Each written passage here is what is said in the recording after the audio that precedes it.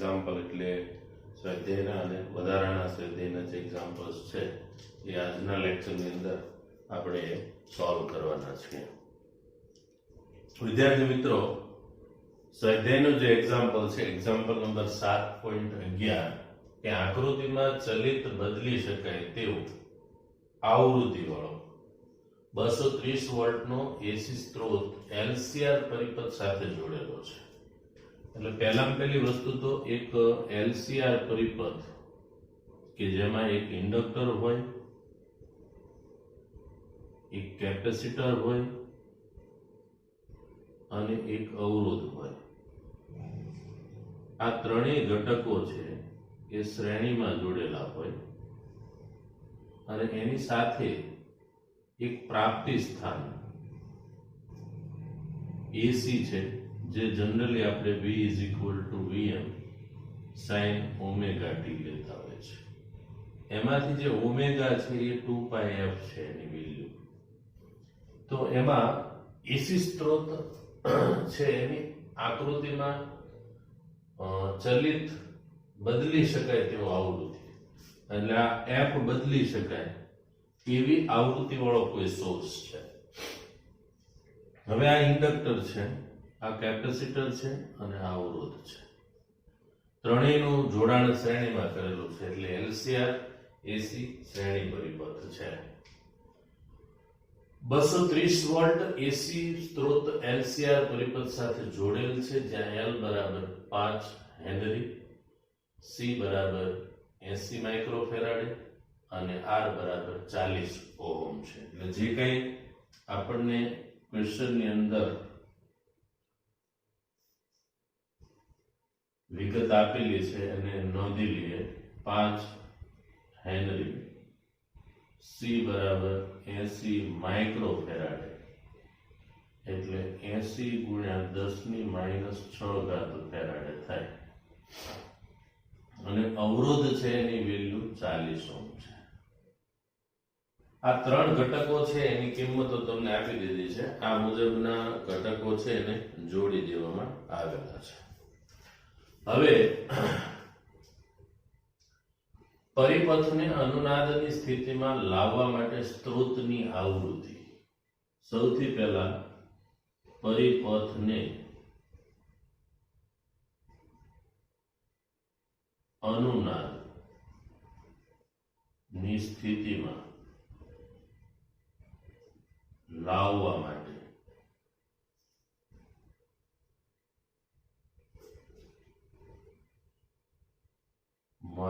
સ્ત્રોતની આવૃત્તિ.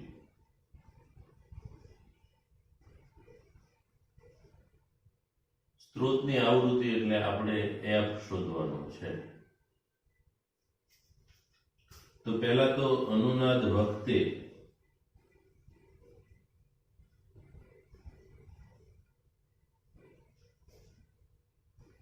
ઓમેગા છે 1/√LC જેટલો હોય.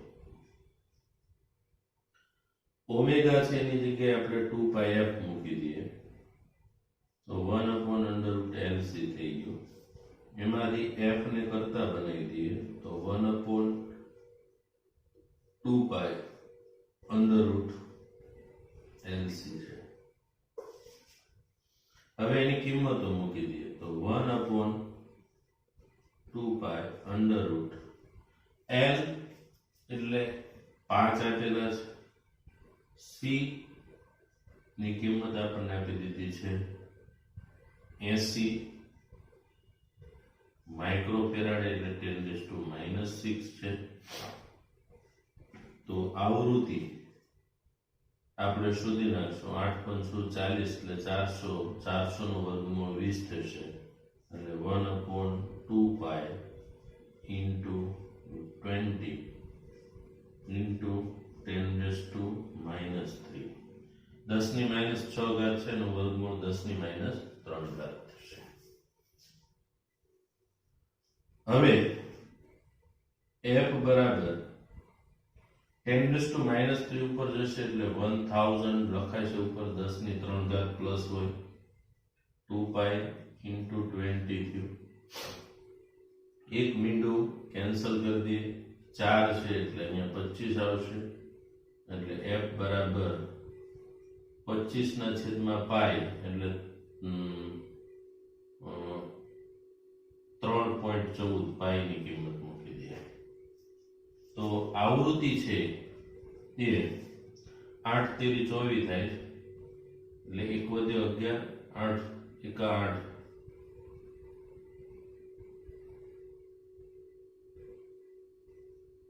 નિયરલી અબાઉટ 81 હર્ટ્ઝ આવશે. સોરી 8.1. તો આ છે એ આપણને આવૃત્તિ છે એ મળી ગઈ છે. હવે આવૃત્તિ મળ્યા પછી આપણે જે મેળવવાનું છે એ અનુનાદ આવૃત્તિય પરિપથનો ઇમ્પિડન્સ અને પ્રવાહનો કંપ વિસ્તાર શોધો. તો બી છે એ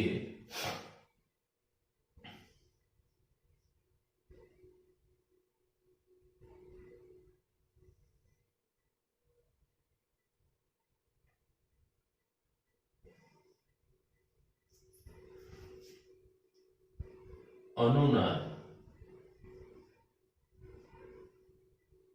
આવૃત્તિય પરિપથનો ઇમ્પિડન્સ અને પ્રવાહનો કંપ વિસ્તાર, આ બંને મેળવવાનું છે. અનુનાદની સ્થિતિ થાય એ વખતેની સ્થિતિમાં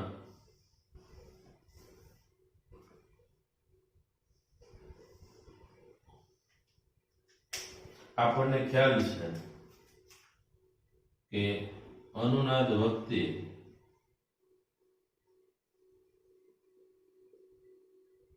XL is equal to XC હોય અને impedance Z is equal to R. તો આ સ્થિતિની અંદર Z is equal to R એટલે ઇમ્પિડન્સ આપણને મળી ગયો, અવરોધ છે કેટલો છે 40 ઓહ્મ, એટલે આ LCR પરિપથનો આપણને ઇમ્પિડન્સ મળી ગયો. હવે આ સ્થિતિની અંદર તમારી પાસે RMS પ્રવાહનો કંપ વિસ્તાર માંગ્યો છે. પ્રવાહનો કંપ વિસ્તાર એટલે IM થાય.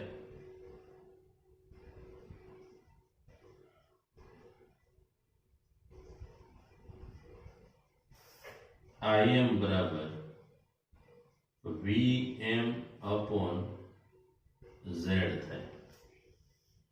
VM આપણી પાસે નથી, પણ VM એટલે VRMS upon આપણે લખતા હોય, યાદ કરો ફોર્મ્યુલા જે છે VRMS is equal to VM by √2 થાય. તો અહીંયા શું આપણે લખશું, આ પ્રમાણે આપણે સૂત્ર જાણીએ છીએ કે VRMS is equal to VM by √2.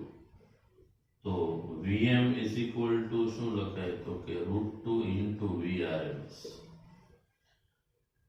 તો આપણું જે ફોર્મ્યુલા છે એ આ પ્રમાણે થઈ જશે, IM બરાબર √2 VRMS upon મોડ Z અથવા Z એટલે R થયું.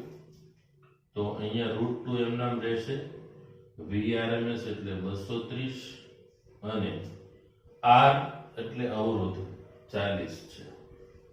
એક મીંડું કેન્સલ કરી દઈએ અને અહીંયા આપણે આ પ્રમાણે લખી શકીએ, આ 230 છે, એમાંથી એક મીંડું કેન્સલ કર્યું એટલે 23, આ 4 છે, 4 એટલે 2 ગુણ્યા 2 બરાબર, અને 2 એટલે √2 થાય, એટલે આ રીતે લખાશે 23 ના છેદમાં 2√2. તો √2 એટલે 1.41 એટલે 23 ના છેદમાં 1.41 ગુણ્યા કરી દઈએ 2 એટલે 2.82 થશે, જે નિયરલી અબાઉટ તમે 3 ગણી શકો તો પણ થાય. એટલે Im બરાબર 23/3 તો 8 3 24 એટલે નિયરલી અબાઉટ પ્રવાહ છે એ તમને 7 એમ્પિયર મળવાનો છે અથવા 7.5 એમ્પિયર જેવું થશે. એટલે આ મહત્તમ પ્રવાહ થયો અથવા જ્યારે અનુનાદ થાય એ સ્થિતિએ પ્રવાહનો કંપ વિસ્તાર પણ કહેવાય. બરાબર? તો આને નોટ કરી લેશો મિત્રો. આપણને પ્રવાહ છે એનો કંપ વિસ્તાર પણ મળી ગયો છે. કેટલો આવે છે એ નોંધ કરી લેજો. આઈ થિંક નિયરલી અબાઉટ આ તમને 7.5 અથવા 8 હશે આન્સર આવવો જોઈએ. બરાબર? આવૃત્તિ પણ આપણી પાસે આવી ગઈ છે. આવૃત્તિ 8.1 હર્ટ્ઝ. તો નોટ કરી લેશો.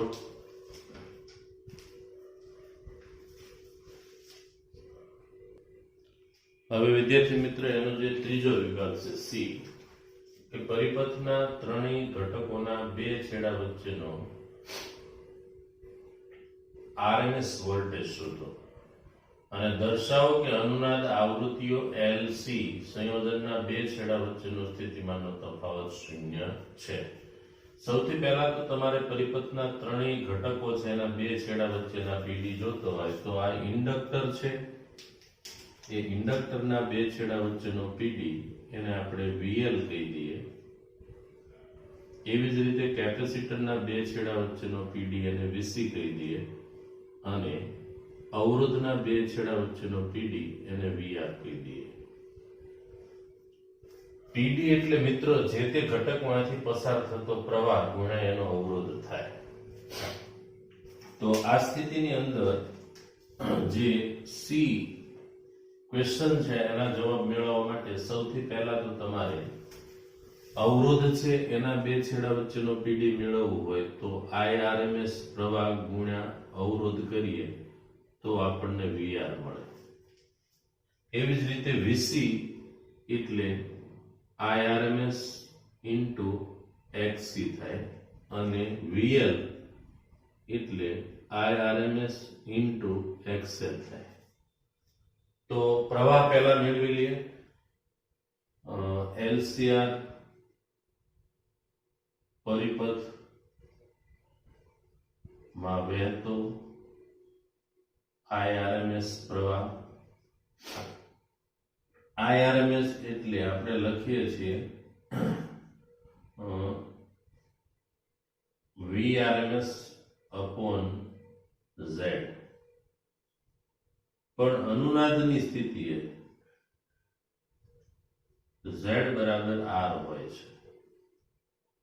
તો IRMS પ્રવાહ બરાબર VRMS upon R થશે.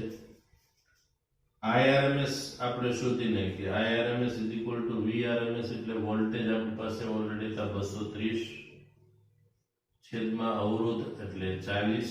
એક મીંડું કેન્સલ કરી દઈએ એટલે 23/4 થાય. 4 વડે ભાગ ચલાવતા જઈએ તો 4 પંચું 20. 3 વધશે તો ભાગ નો ચાલે એટલે 30 થશે. 728 અને વધ્યા 2 20 કરીએ એટલે 7 4 પંચું 20. તો IRMS પ્રવાહ આપણને મળી ગયો 5.75 એમ્પિયર. હવે દરેક ઘટક છે એના છેડા વચ્ચેનો PD લઈ લઈએ. તો સૌથી પહેલા ઇન્ડક્ટર ના બે છેડા વચ્ચેનો PD જેને આપણે VL કહીએ છીએ. VL એટલે IRMS into XL થાય અને IRMS પ્રવાહ છે એ આપણે શોધી કાઢ્યો છે 5.75 ગુણ્યા XL એટલે ઓમેગા L થાય. હવે ઓમેગા L ની અંદર આપણે L ની વેલ્યુ અને ઓમેગા ની વેલ્યુ એટલે ઓમેગા એટલે 2π થયું અને ઇન્ટુ એફ, એફ એટલે આવૃત્તિ, જે આપણે આગળ આવૃત્તિ મેળવી છે એ 8.1 સમથિંગ હતી, અને એલ એટલે ઇન્ડક્ટન્સ 5 છે.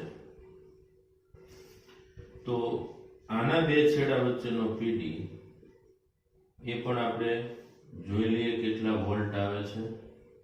તો ઇન્ડક્ટર છે એના બે છેડા વચ્ચેનો પીડી ગુણાકાર કરી નાખીએ, 6 પંચા 30, 240, 260 અને 260 ને એને ગુણાકાર આપણે કેલ્ક્યુલેટરથી કરીએ તો ઇન્ડક્ટરના બે છેડા વચ્ચેનો પીડી એ લગભગ આપણને 1437 જેવો મળે છે.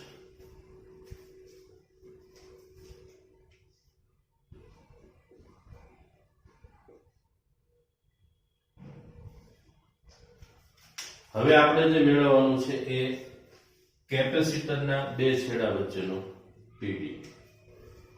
તો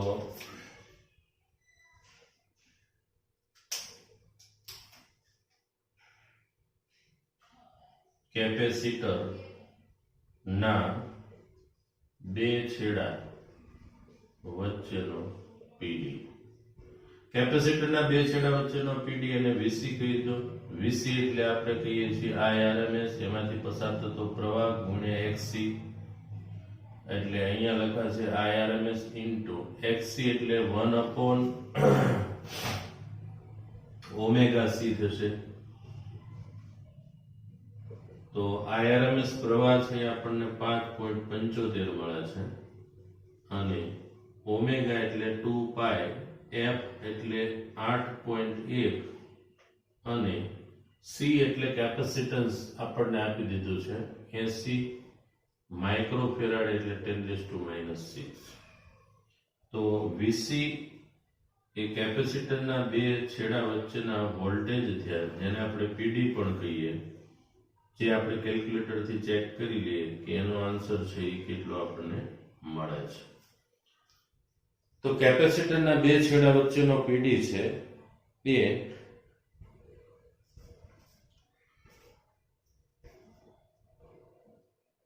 1437 વોલ્ટ છે. હવે અવરોધના બે છેડા વચ્ચેનો પીડી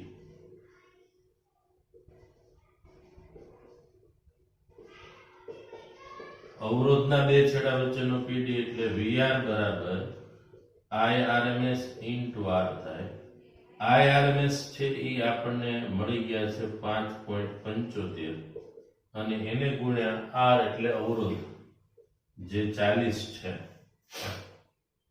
તો 40 ગુણ્યા 5.75 કરીએ એટલે અવરોધના બે છેડા વચ્ચેનો પીડી જે આપણે જોઈ લઈએ કેટલો આવે છે. તો કે અવરોધના બે છેડા વચ્ચેનો પીડી એ 230 વોલ્ટ આવે છે. તો ત્રણેય ઘટકો છે એના પીડી આપણને મળી ગયા છે.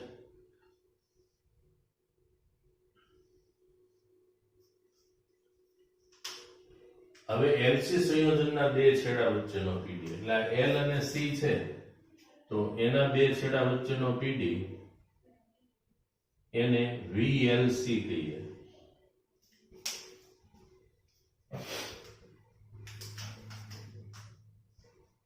એલસી સંયોજનના બે છેડા વચ્ચેનો પીડી. તો VLC બરાબર VL માઇનસ VC થશે. હવે VL એટલે ઇન્ડક્ટરના બે છેડા વચ્ચેનો પીડી આપણને કેટલો મળ્યો છે? તો કે 1437. કેપેસિટરના બે છેડા વચ્ચેનો પીડી 1437. તો અહીંયા VLC બે છેડા વચ્ચેનો વોલ્ટેજ ડ્રોપ અથવા તો વિદ્યુત સ્થિતિમાનનો તફાવત શૂન્ય થશે. આમે આપણે જાણીએ છીએ કે અનુનાદ વખતે એક્સએલ અને એક્સી છે એકબીજાની અસર શું કરે છે? નાબૂદ કરે છે. તો એકબીજાની અસર નાબૂદ કરતા હોય તો જેટલા એક્સએલ હશે એટલું જ સામે મૂલ્ય એક્સી નું હશે. આઈઆરએમએસ પ્રવાહ તો શ્રેણીમાં છે એટલે સરખો હોવાનો. તો પ્રવાહ ઇન્ટુ અવરોધ આપણે કરીએ છીએ તો વીસી અને વીએલ બે સમાન થવાના છે, એટલે એકબીજાની અસર નાબૂદ કરે એટલે વોલ્ટેજ ડ્રોપ છે એ આપણને શૂન્ય મળે છે, જે આપણે સાબિત કરવાનું હતું, જે આપણે મેળવી લીધું છે. બરાબર. તો મિત્રો નોટ કરી લેજો આ ક્વેશ્ચનનો આન્સર પણ. ચાલો વિદ્યાર્થી મિત્રો, વધારાના સ્વાધ્યાય છે એનો example number 7.12. 20 milli henry inductor અને 50 માઇક્રોફેરાડનું કેપેસિટન્સ ધરાવતા એલસી પરિપથમાં સૌથી પહેલા તો આપણને જે ઘટકો છે એની કિંમતો આપી દીધી છે કે ભાઈ એવું ઇન્ડક્ટર છે જેનું ઇન્ડક્ટન્સ 20 મિલી હેનરી છે, એટલે 20 ગુણ્યા 10 ની -3 ઘાત હેનરી થાય. અને એવું કેપેસિટર છે જેનું કેપેસિટન્સ છે 50 માઇક્રોફેરાડે છે, એટલે 50 ગુણ્યા 10 ની -6 ઘાત ફેરાડે થાય. હવે આ બંને છે એ એલસી પરિપથમાં જોડી દીધેલા છે. એલસી પરિપથમાં જનરલી એક કેપેસિટર અને એક ઇન્ડક્ટર બેનું જોડાણ કરવામાં. હવે દાખલા તરીકે મેં અહીંયા બંનેનો એક છેડો જોડી દીધો છે અને આ બીજો છેડો છે ને આપણે કોઈ કળ મૂકી દઈએ છીએ, ટેપિંગ કી, જે પ્રેસ કરીએ ત્યારે જ કનેક્શન થાય. આ સી અને આ એલ છે. તો આ એલસી પરિપથ થઈ ગયો. હવે પ્રારંભિક વિદ્યુતભાર, છે એને હું Q0 કહી દઉં છું, જે 10 મિલી કુલમ છે, એટલે 10 into 10⁻³ કુલમ. એટલે કેપેસિટર શરૂઆતમાં ચાર્જ કરેલો લેવાનું છે, એટલે કેપેસિટરની પ્લેટ પરનો મહત્તમ વિદ્યુત ભાર આપણને આપી દીધો છે. હવે પરિપથનો અવરોધ અવગણી શકાય તેટલો છે. ધારો કે પરિપથ પૂર્ણ કરવામાં આવે છે તે ક્ષણ t બરાબર 0 છે. હવે હું અહીંયા કનેક્શન કરી દઉં છું, તો t બરાબર 0 સમયે કનેક્શન કરું છું. તો શરૂઆતમાં કેપેસિટર્સ છે એની અંદર સ્ટોરેજ થયેલી ઉર્જા, એટલે સૌથી પહેલું તમારી પાસે માંગ્યું છે કુલ પ્રારંભિક સંગ્રહિત ઉર્જા કેટલી છે, એટલે કુલ પ્રારંભિક સંગ્રહિત ઉર્જા. તો શરૂઆતમાં મિત્રો એવું છે કે કેપેસિટર ચાર્જ છે પણ ઇન્ડક્ટર માંથી કોઈ ઉર્જા સંગ્રહ પામેલી નથી, એટલે t બરાબર 0 સમયે u એ મેક્સિમમ હશે અને ul છે એ 0 હશે ઇન્ડક્ટરમાં, uc મહત્તમ હશે. જ્યારે તમે આનું જોડાણ નથી કર્યું ત્યારની વાત કરું છું. તો એ વખતની ઉર્જા છે અને આપણે પ્રારંભિક સંગ્રહિત ઉર્જાને હું u0 કહી દઉં. હવે એ વખતની સ્થિતિમાં માત્ર કેપેસિટર ચાર્જ કરેલું છે એટલે Q0²/2c થશે. Q0 એટલે વિદ્યુત ભાર છે એ 10 ગુણ્યા 10⁻³ ઘાત પ્રારંભમાં એટલો છે, 2 into c, c એટલે કેપેસિટરનું કેપેસિટન્સ 50 ગુણ્યા 10⁻6 ઘાત. તો આનું સાદુરૂપ આપી દઈએ તો મિત્રો અહીંયા 10 નો વર્ગ એટલે 100, 10⁻6 ઘાત ના છેદમાં 50 ગુણ્યા 2 એટલે અહીંયા પણ 100 થવાના છે અને અહીંયા પણ 10⁻6 થવાના છે. તો શરૂઆતની સ્થિતિની અંદર જે ઉર્જા છે એ આપણને સ્ટોરેજ થયેલી ઉર્જા છે u0, જે કેપેસિટર્સ છે એની પ્લેટ ઉપરનો જે પ્રારંભિક વિદ્યુત ભાર છે એના આધારે ઉર્જા છે આપણને કેટલી મળે છે 1 જૂલ.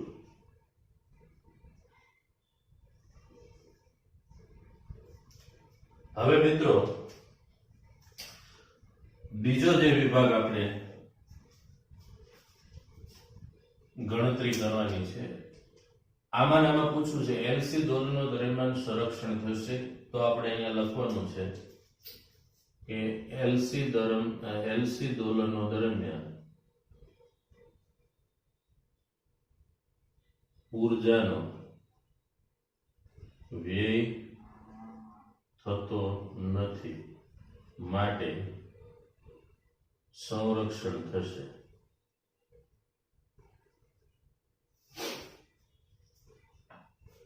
હવે જોઈએ બી.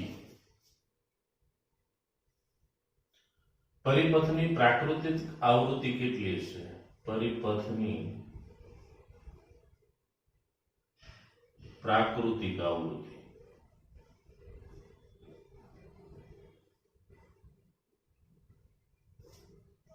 એટલે omega 0 is equal to 1 upon under root LC આપણે લખીએ છીએ, અને અહીંયા લખીએ આપણે 2 pi f0 1 upon under root LC, અથવા આમ પણ લખી શકાય f0 is equal to 1 upon 2 pi under root LC.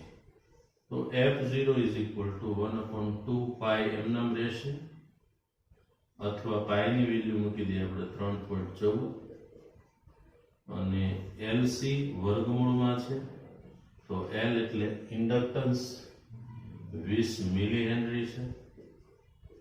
Capacitance આપણને આપી દીધું છે 50 માઇક્રોફેરાડે 10⁻⁶. f0 ઇઝ ઇક્વલ ટુ, હવે અહીંયા ચેક કરી લઈએ આપણે, ટોટલ 9 ઘાત થાય છે, અને આ પ્રમાણે જોવા જઈએ તો 50 એટલે અહીંયા 1 ઘાત 8 થશે, 1 ઉડાડી દઈએ 100 એટલે એનું વર્ગમૂળ 10 એટલે 2 ઇન્ટુ 3.14, આનું વર્ગમૂળ 10 નીકળશે, અને અહીંયા ઘાત થશે 10⁻⁴ ઘાત. એટલે આવૃત્તિ છે એ 10⁻⁴ ઉપર જાય એટલે પ્લસ થઈ જશે, છેદમાં આવશે 20 ગુણ્યા 3.14. આમાંથી એક મીંડું કેન્સલ કરી દઈએ, ઉપર આવશે 500 ભાગ્યા 3.14. 500 ના 3 ભાગ પાડી દઈએ મિત્રો, એટલે નિયરલી અબાઉટ આપણને આવૃત્તિ છે એ 3 વડે ભાગ ચલાવવાનો થાય તો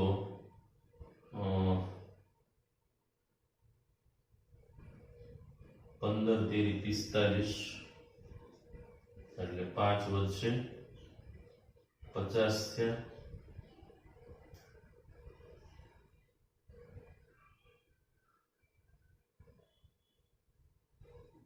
અંદર તેરી 45 એટલે 8 9 10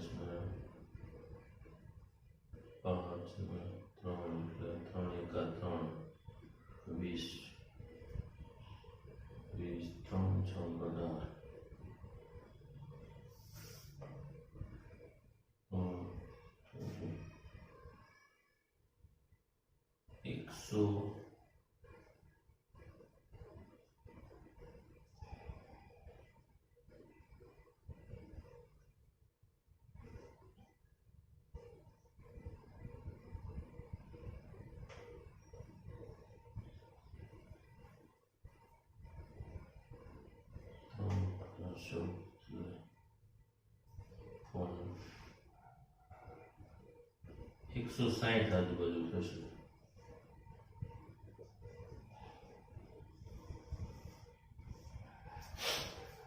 અમે નિયરલી અબાઉટ આંકડો લીધો છે, તમે કેલ્ક્યુલેશન કરો ને જે કઈ તમને જવાબ મળે એ.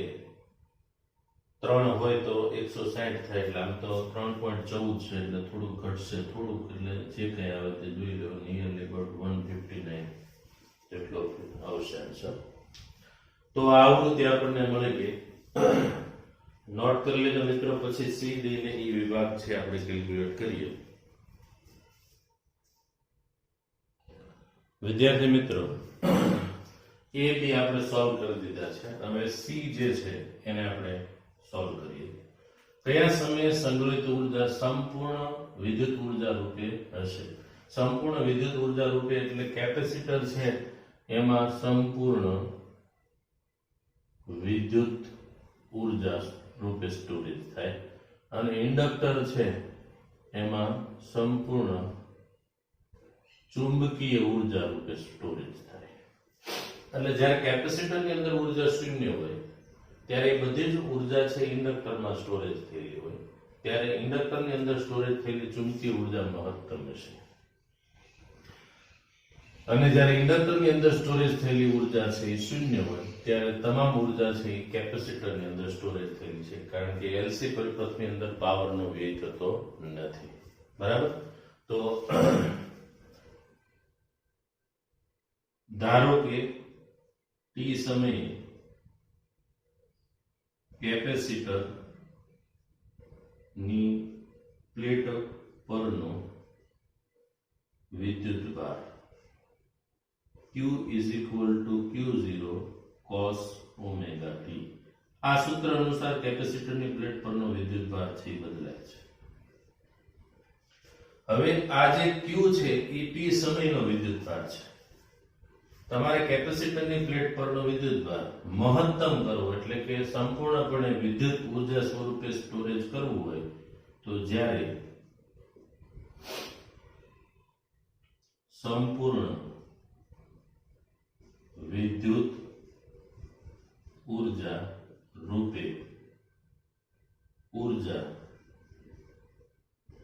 સંગ્રહિત થયેલી હોય ત્યારે Q0 એ મહત્તમ વિદ્યુત ભાર છે, તો Q ની વેલ્યુ છે એ પ્લસ ઓર માઇનસ Q0 થવી જોઈએ. બરાબર? આનો અર્થ એવો થાય કે Q ની જગ્યાએ Q0 મૂકી દો એટલે Q0 is equal to plus or minus Q0 cos omega t થાય. અથવા તમે એવું પણ કહી શકો કે જ્યારે Q ની વેલ્યુ Q0 થાય તો એ વખતે cos omega t છે એ વિધેયનું મૂલ્ય કેટલું થવું પડે તો કે 1 થાય તો Q is equal to Q0 થાય. તો Q is equal to Q0 માટે આપણે આવું લખી શકીએ કે જ્યારે સંપૂર્ણ વિદ્યુત ઉર્જા રૂપે ઉર્જા સંગ્રહિત થયેલી હોય ત્યારે Q બરાબર પ્લસ ઓર માઇનસ Q0 અથવા Q બરાબર Q0 થવું જોઈએ. ત્યારે cos omega t ની વેલ્યુ છે એ 1 થાય છે. હવે cos વિધેય મહત્તમ ક્યારે હોઈ શકે તો cos 0, પાઈ, 2 પાઈ, 3 પાઈ, 4 પાઈ, 5 પાઈ આવી વેલ્યુ તમે લો ત્યારે cos મહત્તમ હોય. π/2, 3π/2 આવી વેલ્યુ હોય ત્યારે cos છે એની કિંમત 0 થશે. એટલે આપણે ક્યારે કયા સમયે તો આપણે એવું કહી શકીએ કે ભાઈ આ cos વિધેય છે એ મહત્તમ કરવા માટે ઓમેગા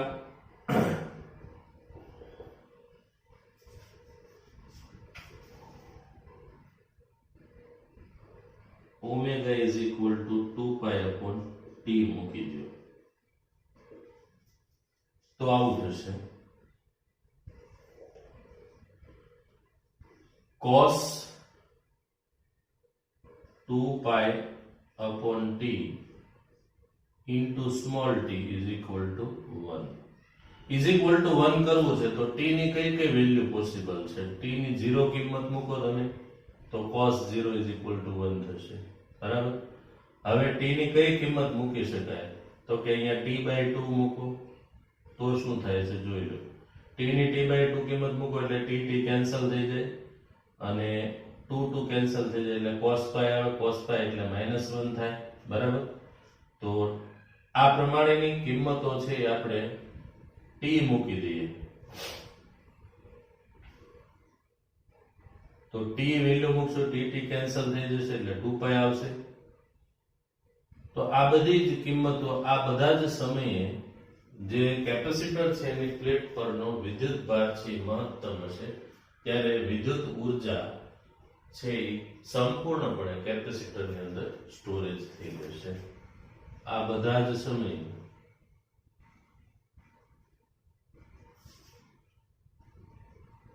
કેપેસિટરમાં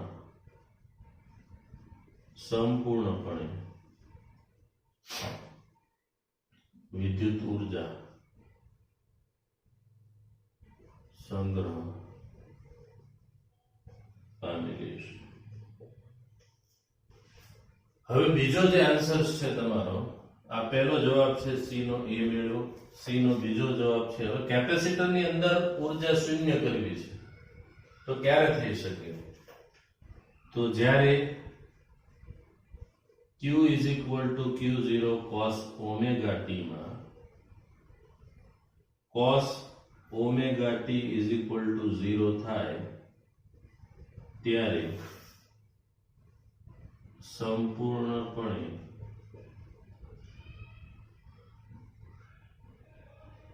ઇન્ડક્ટરમાં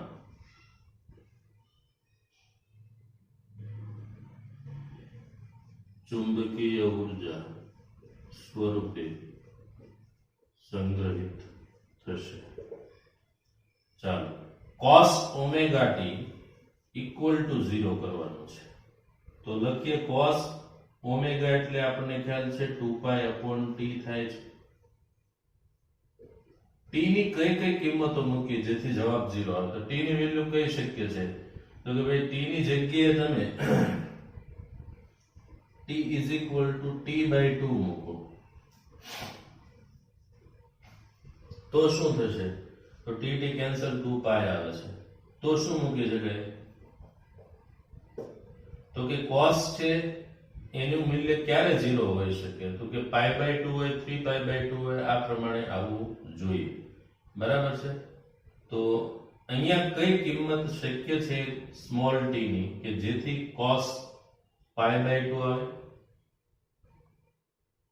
3 પાઈ બાય 2 આવે, 5 પાઈ બાય 2 આવે, 7 પાઈ બાય 2 આવે?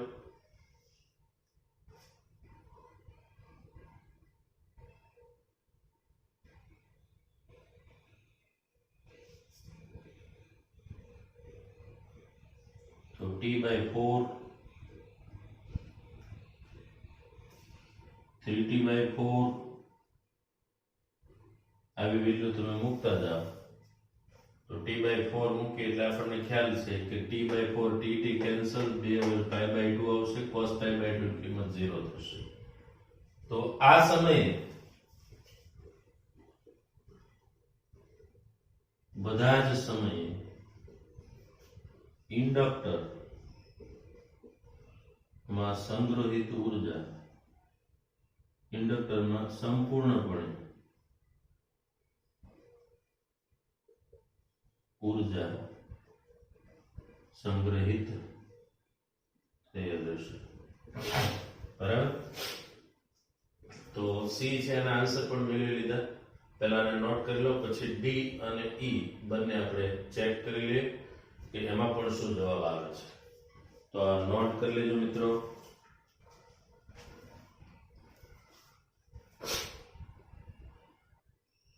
વિદ્યાર્થી મિત્રો, ડી ઇન્ડક્ટર અને કેપેસિટર વચ્ચે કયા કયા સમયે કુલ ઉર્જા સમાન રીતે વહેંચાયેલી હશે?